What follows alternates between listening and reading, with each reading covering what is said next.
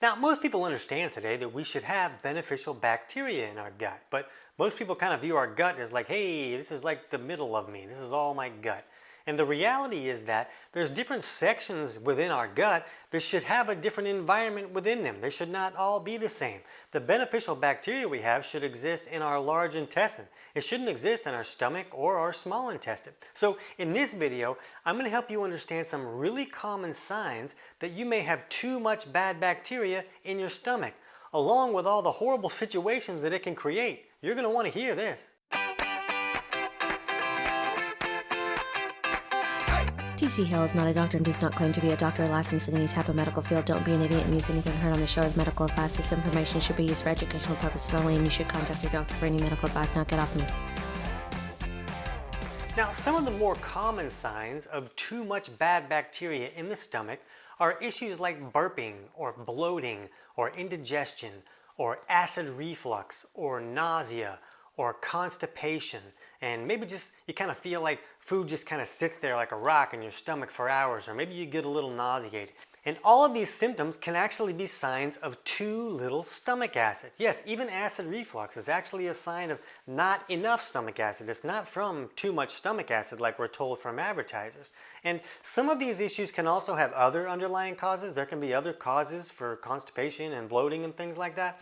But the reason that a lot of these signs are the same for low stomach acid and too much bacteria in the stomach is that they're very common to see those things together. So here's how it works. When we eat food, our stomachs make hydrochloric acid, or HCl. And this stomach acid is made to help us acidify that food and start to break it down so we can pull all the nutrients out of that food. That's kind of why we eat food, is to get the nutrients out of that food. So that stomach should be an acidic environment. It should make enough acid that it can basically melt that food down, especially protein. That acid is there to help break that down. So if there's anything going on that would restrict that acid from being there, then all of a sudden we don't have the ability to break that food down, and a lot of those symptoms can occur. Here's the problem where the bacteria comes in. Bacteria is everywhere. It's on just about all the food that we eat. It's in the stuff that we put in our mouth. Bacteria is coming in. It's all over the place. We can't hide from it. But this stomach acid is like our knight in disgusting armor. It's there as the main barrier to the whole body. So when bacteria and other varmints come in on the food that we eat, they die in this acid bath in the stomach. The problem is it's really common for someone not to be making enough stomach acid. The body needs resources to make stomach acid.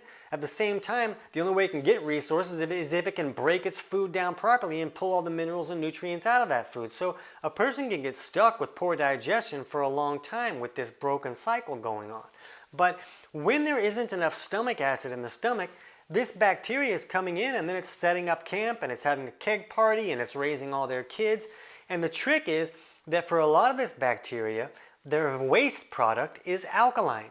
So now that's alkalizing the stomach even more and reducing your ability to break down your food even more, but it's making it a more hospitable environment for this bacteria and for other varmints that are coming in as well. So when you get a bacterial overgrowth in the stomach, it can also invite other bad guys in, like fungal or yeast or mold issues, as well as like parasites and other guys you really don't want coming in the front door. So a person may have their stomach acid go low for a wide variety of reasons. They may be even doing it on purpose. They may be taking some type of acid reflux medication that turns off stomach acid, or taking some type of antacids that neutralize stomach acid and kind of leave that environment open for varmints to come in. And then this becomes a significant overgrowth issue that can really create a lot of problems. Now a person doesn't have the ability to break down their food very well at all, and all that food breaks down by process of rotting and fermenting. And now this rotting and fermenting creates more gases and more pressure and kind of magnifies a lot of these digestive symptoms that we experience. So the bad news is if that stomach acid barrier is not there, it's really likely that some type of bacteria is going to come in and set up camp in the stomach where they really shouldn't be. They also should not be in the small intestine. If there's bacteria that's a really big overgrowth in the small intestine, we call that small intestinal bacterial overgrowth, or SIBO. And we'll put a link in the description below this video on our video explaining how SIBO can come about and steps you can take to correct that issue. But when it's in the stomach, it can sometimes be like the first step, because when they overgrow in the stomach, they're going to make their way down in the small intestine and set up camp there. SIBO is really popular now. Everybody's talking about, oh, I got to fix my SIBO, but a lot of people don't understand that the problem can start in the stomach when the stomach acid barrier is no longer there. So keep in mind that all these signs can be just from low stomach acid and food rotting and fermenting in the stomach and creating all that gases and pressure. But when stomach acid is low long enough, odds of an infection coming in and setting up camp in the stomach go up, and that can be a real problem. Now, the most common bacterial overgrowth in the stomach is one called H. pylori, and this is also what we believe that causes stomach ulcers now. That's right, stomach ulcers are not caused by too much stomach acid like we believed back in the 80s. Even the medical world understands now that stomach ulcers are caused by a bacterial overgrowth in the stomach. And a lot of people believe that most people have H. pylori in their body, and it just doesn't cause any trouble unless it overgrows to a level that it can be problematic. So usually when there's enough stomach acid, it can keep it under control, and it's when the stomach acid goes down that that overgrowth can really create trouble, and then that can make that stomach acid go down even further.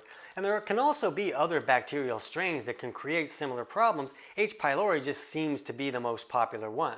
So now that you understand all the trouble that too much bacteria in the stomach can create, jump over and watch our video on how to wipe out bad bacteria in your stomach so you know which steps to take next.